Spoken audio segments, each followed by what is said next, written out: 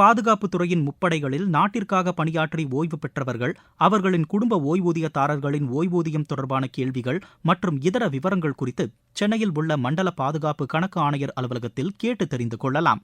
ஓய்வூதியம் தொடர்பான ஸ்பார்ஷ் திட்டத்தில் இணைவது குறித்து விரிவான விளக்கம் அளிக்கிறார் தென்மண்டல தலைவர் திரு டி ஜெயசீலன். இந்த நேர்காணலில் அவருடன் கலந்துரையாடுபவர் எமது செய்தி ஆசிரியர் எஸ் ஜாய் ஆண்டவன். என்ன கேட்கணும்னு சொன்னா, குடும்ப ஓய்வூதியதாரர்களுக்கு என்ன விதமான பயன் இருக்கு? இப்போ இதுல என்ரோல் பண்ணின பிறகு எவ்வளோ நாள் ஆகும்? இதுல பதிவு பண்ணி திருப்பி அவங்களுக்கு ஓய்வூதியம் வர்றதுக்கு? இப்போ பார்த்தீங்கன்னா, அந்த அலகாபாத், அதாவது இப்போ பிரயாக்ராஜ்னு சொல்லுவோம். இதுக்கு முன்னாடி அலகாபாத்தும்பாங்க. அங்கே எங்களுடைய principal controller of defence accounts, அதாவது பிசிடிஏ பென்ஷன் அப்படின்னு சொல்லுவாங்க.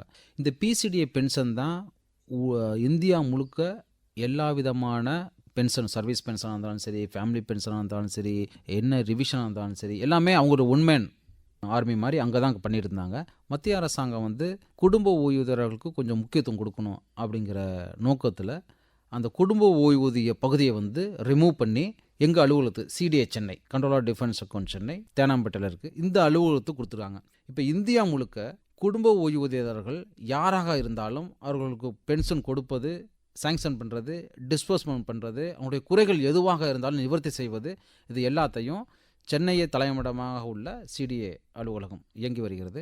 கிட்டத்தட்ட போன 4 மாதத்தில் 30,000 குடும்ப ஓய்வூதியதாரர்கள் கிடைக்காம இருந்த பென்ஷனை நாங்கள் சாங்ஷன் பண்ணியிருக்கோம், கொடுத்துருக்கோம். அதாவது 30,000 வீரர்கள் ஆர்மி, நேவி, ஏர்ஃபோர்ஸில் இறந்து கிட்டத்தட்ட 6 மாதத்துக்கு மேலே அவங்களுக்கு ஓய்வூதியம் கிடைக்காம இருந்த அந்த மாதிரி ஒரு சூழ்நிலையில் எங்கள்கிட்ட வந்த பிறகு நாங்கள் பலவிதமான முயற்சிகள் எடுத்து கிட்டத்தட்ட 30,000 ஃபேமிலி பென்ஷன் சாங்ஷன் நாங்கள் பண்ணியிருக்கோம். இன்றைக்கி 48 மணி நேரத்தில் ஃபேமிலி பென்ஷன் சாங்ஷன் பண்ணி கொடுக்குறோம். அதாவது ஒரு இராணுவ வீரர் பதவியில் இருக்கும் பொழுதோ அல்லது ஓய்வூதியம் பெறும் பொழுதோ இறந்து விட்டால் அவருடைய டெத்து சர்டிஃபிகேட், ஆதார், அவங்களுடைய பேங்க் அக்கௌண்ட் 3ஐயும் கொண்டாந்து எங்கள்கிட்ட காட்டினீங்கன்னா காட்டுறதுலேருந்து 48 மணி நேரத்தில் அவங்களுக்கு நாங்கள் ஃபேமிலி சாங்ஷன் பண்ணி அதனுடைய மனைவியோ தாயோ குழந்தைகளில் தொலைபேசி மூலம் தொடர்பு கொண்டு உங்களுடைய பென்ஷன் ஸ்டார்ட் ஆயிடுச்சு, இனி எந்த பிரச்சனைகள் இருந்தாலும் இந்த மொபைலுக்கு நீங்கள் தெரிவிக்கலாம் அப்படின்னு சொல்லி தான் அந்த ஒரு ஃபேமிலி பென்ஷன் ஏற்கனவே சொன்னேன், 8807380165 அந்த மொபைலுக்கு தெரிவிக்கலாம் அப்படின்னு சொல்லியிருக்கோம். இதனால் என்ன சொன்னால், அதாவது அந்த இராணுவ வீரர்களின் குடும்பத்துக்கு ஒரு நல்ல ஒரு நம்பிக்கை பிறந்திருக்கிறது. ஒன்று இப்போ அந்த இராணுவ வீரர் பதவியில் இருக்கும்போதே சேரும்போதே அவங்களுடைய வாரிசுகளை நாங்கள் எழுதி வாங்கிடுவோம். உங்களுடைய யாரெல்லாம் வாரிசு, இப்போ கல்யாணம் மேரேஜ் ஆயிடுச்சுன்னு சொன்னால் உடனடியாக அந்த மேரேஜ் சர்டிஃபிகேட்டை காட்டி அவங்களுடைய சர்வீஸ் ரெக்கார்டுன்னு சொல்லுவாங்க, சர்வீஸ் ரெக்கார்டில் மனைவி பேரை எழுதி வச்சுருவாங்க.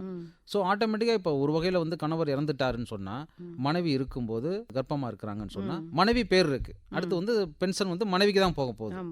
ஸோ மனைவி ஒரு வகையில் இறந்துட்டாங்க அப்படின்னு சொன்னால், ஒரு பிறந்த குழந்தை சுகமாக இருக்குன்னு சொன்னால், அடுத்து அந்த ரெக்கார்ட் ஆஃபீஸில் எங்கள்கிட்ட இது மாதிரி பர்த் சர்டிஃபிகேட் காட்டினா அதே ரெக்கார்டில் அவனுடைய வாரிசாக அவரோட பிறந்த குழந்தையும் நாங்கள் சேர்த்து வருகிறோம். ஸோ அப்போ அதுவும் ஒரு பிரச்சனையும் கிடையாது. அதுவும் ஒரு பிரச்சனை இல்லை மேடம். இன்றைக்கி நம்ம 8 மணி நேரம் நிம்மதியாக தூங்குறோன்னு சொன்னால், சிட்டிசன்ஸ் ஆஃப் இந்தியா எல்லாரும் தூங்குறோன்னு சொன்னால், 24 மணி நேரம் நம் நாட்டை பாதுகாத்த இராணுவ வீரர்கள் தான் ஒரு முக்கியமான காரணம். அதனால் அவர்களுடைய வாழ்க்கைக்கு பிறகு அவர்கள் குடும்பத்தை பாதுகாக்க வேண்டும் என்ற பொறுப்பு எங்கள் நிறுவனத்துக்கு இருக்கிறதுனால நாங்கள் ரொம்ப இம்பார்ட்டன்ஸ் கொடுத்து இந்த ஃபேமிலி பென்ஷன் எங்கே இருந்தாலும் சரி அவங்களுக்கு சேரக்கூடிய ₹1 பேலன்ஸாக இருந்தாலும் அவர்களுக்கு கொடுப்போம் தான் எங்களுடைய இலக்காக நாங்கள் வச்சுட்ருக்கோம். முன்னாள் இராணுவத்தினர் யூஸ்வலாக ஆர்மிலேருந்து ரிட்டையர் ஆகி அதுக்கப்புறம் வேறு ஏதாவது ஒரு பணிக்கு போகிறாங்க இல்லையா, எக்ஸ் சர்வீஸ்மேன் கேட்டகரின்னு இருக்குது. ஸோ அப்படிப்பட்டவங்களும் ஓய்வூதியம் வாங்கிட்டு இருக்காங்க இராணுவத்தில். ஸோ இப்போ அவங்களுக்கு ஓய்வூதியம் எப்படி கொடுக்குறீங்க? லைக் ஆமாம், இப்போ பார்த்தீங்கன்னா இதுலேருந்து டபுள் பென்ஷன் சொல்லுவாங்க மேடம். ஒரு வகையில் அந்த 15 வருஷம் ஒர்க் பண்ணால் ஆர்மி, நேவி, ஏர்ஃபோர்ஸில் ஒர்க் பண்ணாங்கன்னா அவங்களுக்கு ஒரு பென்ஷன் கிடைக்கும். இப்போ அவங்களே திரும்ப ரீஎம்ப்ளாய்மெண்ட் பண்ணிக்குவாங்க. இப்போ தமிழ்நாட்டை பொறுத்தளவு பார்த்தீங்கன்னா ஒவ்வொரு மாவட்டத்திலையும் அசிஸ்டன்ட் டைரக்டர் ESWம்பாங்க, எக்ஸ் சர்வீஸ்மேன் வெல்ஃபேர்னு சொல்லி, இதை ரிட்டையர்டு லெஃப்டினன்ட் கர்னலை தான் ரெக்ரூட் பண்ணுறாங்க. தமிழ்நாடு அரசே ரெக்ரூட் பண்ணது. இப்போ அவங்களுக்கு தமிழ்நாடு கவர்மெண்ட்டுக்கு வந்துடுவாங்க. ஸோ இங்கே ஒர்க் பண்ணும்போது இங்கே ஒரு பென்ஷன் கிடைக்கும். ஸோ அவங்க ரிட்டையர் ஆன பிறகு சர்வீஸ் பென்ஷன், ஆர்மியில் உள்ள பென்ஷனும் கிடைக்கும், அது மாதிரி ரிட்டையர் ஆன பென்ஷன் கிடைக்கும். ஸ்டேட் கவர்மெண்ட்டில் ஜாயின் பண்ணாருனாலும் இந்த டிஎஸ்சின்னு சொல்லுவாங்க, கண்ணூரில் இருக்குது.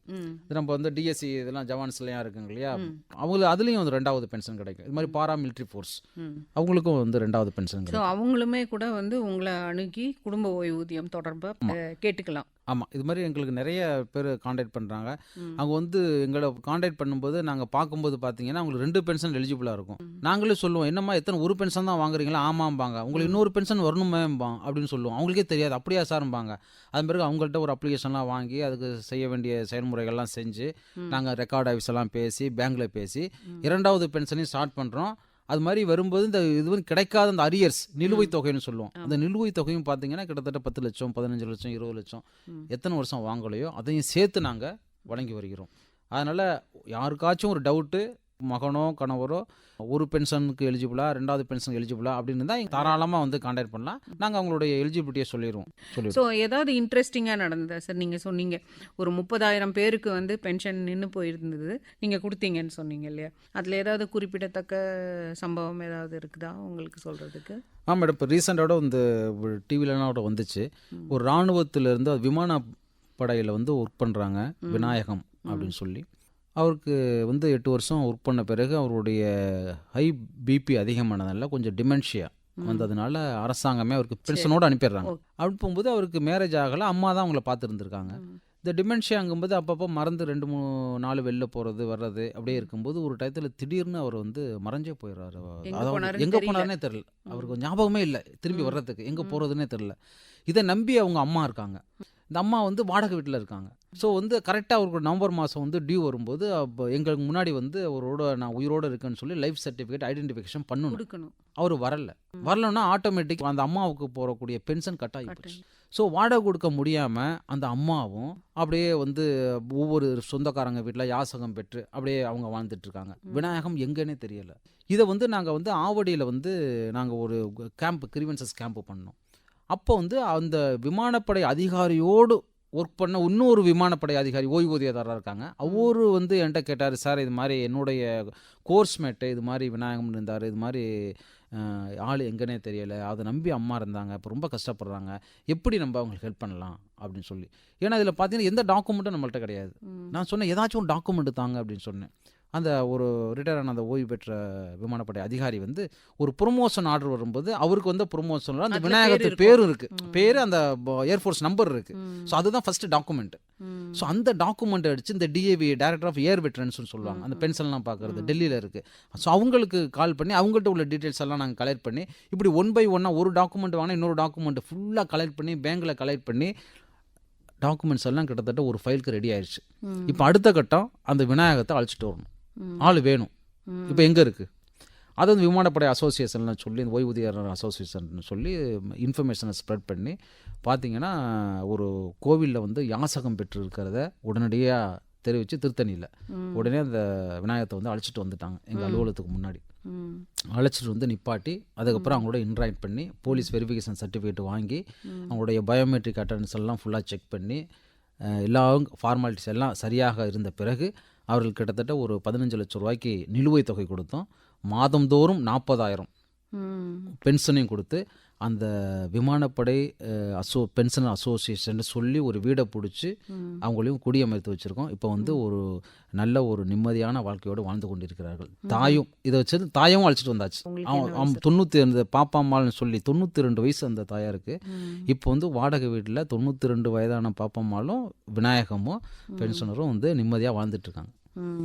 இப்போ ஒரு 15 நாளைக்கு முன்னாடி நடந்த நிகழ்ச்சி வந்து பார்த்திங்கன்னா அம்மா அப்பா இறந்து போயிடுறாங்க.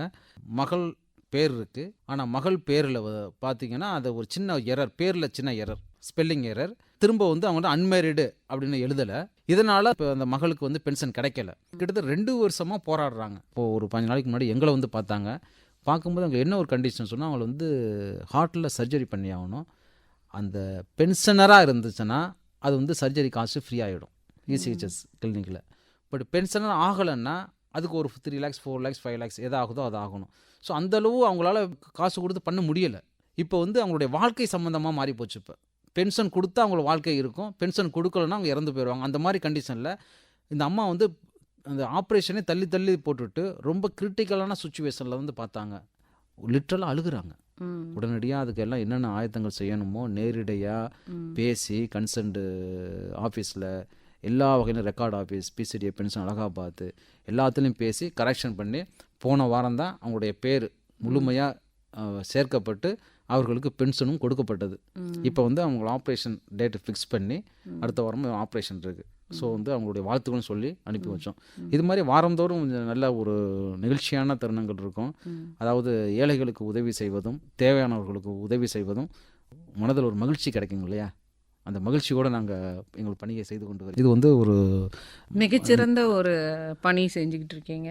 பதவியிலிருந்து ஓய்வு பெற்ற பிறகு இந்த பென்ஷன் அப்படிங்கிற ஸ்டேஜை பார்த்தீங்கன்னா வாழ்க்கையில் நிறைய டென்ஷனை கொடுக்கக்கூடியது. நான் வந்து ரெண்டு தான் சொல்ல விரும்புகிறேன். உங்களுடைய சேவை தான் எங்களுடைய தேவை. அதனால் உங்களுக்கு எவ்வளோ டென்ஷனாக இருந்தாலும் என்கிட்ட கொண்டு வந்து என்கிட்ட கொடுங்க, நான் எக்ஸ்சேஞ்ச் பண்ணி உங்களுக்கு நான் பென்ஷன் கொடுத்துட்றேன். அடுத்து ரெண்டாவது, இருப்பதை என்னிடம் கேளுங்கள், இல்லாததை அந்த இறைவனிடம் கேளுங்கள். அதனால் உங்களுக்கு வந்து டென்ஷன் ஃப்ரீ பென்ஷன். இளைஞர்களுக்கு ஏதாவது ஒரு வார்த்தை சொல்ல விரும்புனீங்கன்னா நீங்கள் சொல்லலாம். வானொலிக்கும் இதை கேட்டுக்கொண்டிருக்கின்ற நேயர்களுக்கும் என்னுடைய வாழ்த்துக்கள். முடிந்தால் முடியாதது எதுவுமே கிடையாது. இலக்குகளை அதிகமான இடத்தில் வைத்து நீங்கள் உழைத்து பாருங்கள், கனவு காணுங்கள். எந்த கனவு உங்களை தூங்க விடாமல் தொந்தரவு செய்கிறதோ அதுதான் உண்மையான கனவு, அதுதான் உங்கள் இலக்காக இருக்க வேண்டும். இன்னும் மேலே ஏதாவது புதிய திட்டங்கள் இல்லை புதுசாக நீங்கள் ஏதாவது சொல்ல விரும்பணும்னாலும் நீங்கள் பண்ணாலும் வந்து வானொலி மூலமாக நீங்கள் சொல்லலாம் சார். நன்றி. ரொம்ப நன்றி மேடம்.